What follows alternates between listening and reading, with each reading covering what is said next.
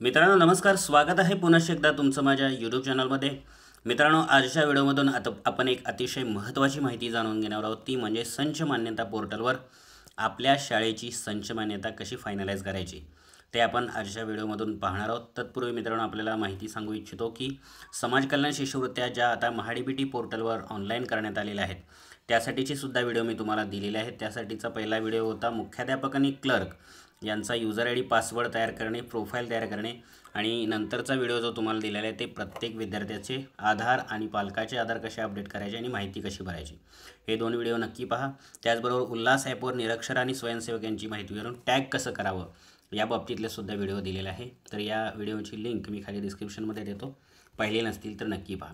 तर आजचा व्हिडिओ आपण करणार आहोत तो म्हणजे संच मान्यता या बाबतीतला। चला त्यासाठी जाऊया आपण आपल्या फोनमधील क्रोम ब्राउझरमध्ये। मित्रांनो क्रोम ब्राउझरमध्ये गेल्यानंतर मी तुम्हाला थोडंसं पहिल्यापासून सांगू इच्छितो, त्यामुळे थोडंसं टॅब घालवतो आहे। आणि इथं आता मला जायचं आहे सरल पोर्टलवर म्हणजे स्कूल पोर्टलवर गेल्यानंतर इथं बघा या वेगवेगळ्या ज्या टॅब आहेत यातली संच मान्यता ही जी टॅब आहे या टॅबवर क्लिक करून आपण संच मान्यता पोर्टलवर पोहोचणार आहोत। इथं बघाल तर तुम्ही संच मान्यता पोर्टलवर आपण आलेलो आहोत। आता आपल्याला लॉगिन आय डी आणि पासवर्ड टाकायचा।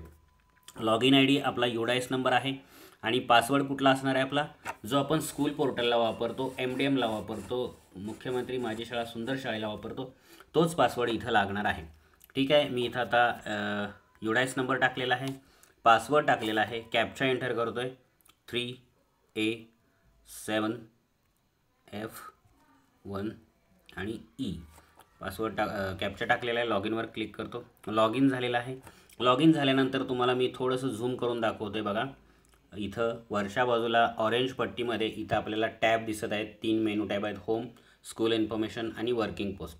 यातल्या वर्किंग पोस्ट या टॅबवर आपल्याला काम करायचं आहे। मित्रांनो आणखीन एक माहिती आपल्याला सांगू इच्छितो, बऱ्याच वेळा तुम्ही मोबाईलमध्ये लॉगिन केल्यानंतर हे सगळं काम आपल्या हातातले मोबाईलमध्येच करायचं आहे आणि चुटकीसरशी करायचं आहे, पण मोबाईलमध्ये जेव्हा तुम्ही लॉगिन करता या पोर्टलला तेव्हा तुम्हाला मेनू टॅब दिसत नाहीत। तर मेनू टॅब का दिसत नाहीत आणि त्या कशा दिसाव्या त्याबद्दल तुम्हाला मी माहिती सांगतो। तर मेनू टॅब का दिसत नाहीत तर या वेबसाईटला तुम्ही डेस्कटॉप साईटच्या व्हर्जनमध्ये ओपन करायला पाहिजे। आणि ते कसं करायचं तर बघा या उजव्या कोपऱ्यातले ह्या ज्या 3 डॉट आहेत त्याच्यावर एकदा क्लिक करा। त्याच्यावरती क्लिक केल्यानंतर उघडलेल्या मेनूमध्ये सगळ्यात खाली आलं तर शेवटचा जो मेनू आहे डेस्कटॉप साईट, या मेनूच्या समोरील चौकोनामध्ये क्लिक असणं गरजेचं आहे, टिक केलेलं असणं गरजेचं आहे, तर आणि तरच तुम्हाला या साईटचे मेनू दिसतील। तर मेनू दिसत नसतील तर उजव्या कोपऱ्यातल्या या 3 डॉटवर क्लिक करा आणि डेस्कटॉप साईट समोरच्या चौकोनात एकदा क्लिक करा। ठीक आहे, तर हे मी आधीच केलेलं आहे म्हणून मला मेनू सगळे दिसत आहेत। आता मला काम कुठं करायचं आहे, वर्किंग पोस्ट या टॅबमध्ये। वर्किंग पोस्टवर क्लिक केल्यानंतर खालच्या बाजूला टॅब उघडलेले आहेत बघा, बॅकलॉग।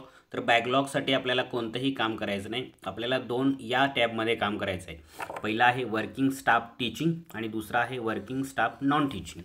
या दोन्ही टॅबमध्ये काम करून या दोन्ही टॅब आपल्याला ग्रीन झाल्या पाहिजेत, म्हणजेच फायनलाइज झाल्या पाहिजे।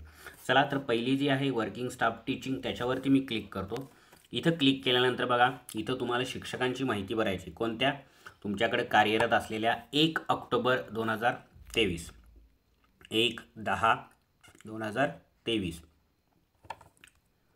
तर मित्रांनो 1 ऑक्टोबर 2023 रोजी कार्यरत असणाऱ्या शिक्षकांची माहिती इथं तुम्हाला भरायची आहे। हेडमास्टर असतील, असिस्टंट हेडमास्टर असतील, सुपरवायझर असतील, ग्रॅज्युएट टीचर 9 ते 10, ग्रॅज्युएट टीचर 6 ते 8 आणि अंडर ग्रॅज्युएट 1 ते 4 किंवा 5 यांची माहिती भरायची आहे।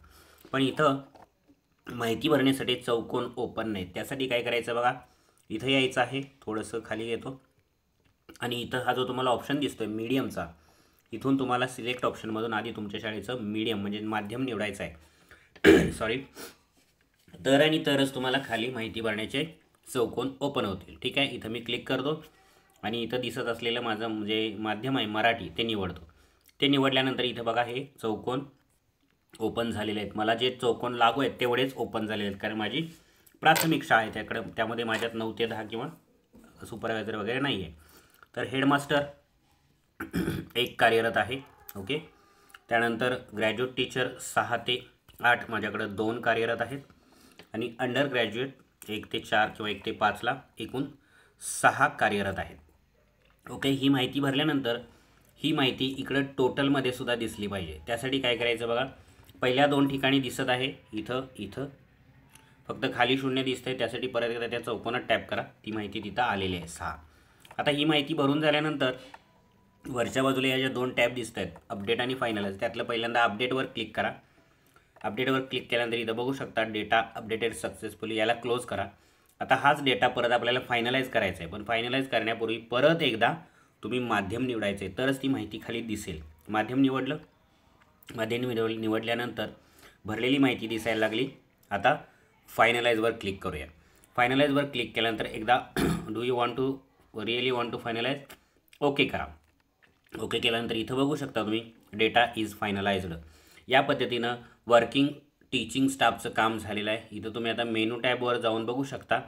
इथं वर्किंग पोस्टवर मी क्लिक करतो, पहिली टॅब ग्रीन झाल्याचं तुम्ही बघू शकता. आता काम करायचं आपल्याला वर्किंग स्टाफ नॉन टीचिंग. आता तुम्ही म्हणाल माझी शाळा प्राथमिक शाळा आहे, तर मला नॉन टीचिंग कोण नाही आहे, पण तरीसुद्धा आपण इथं जाऊन अपडेट आणि फायनलाइज करायचं आहे, कोणतीही न माहिती भरता.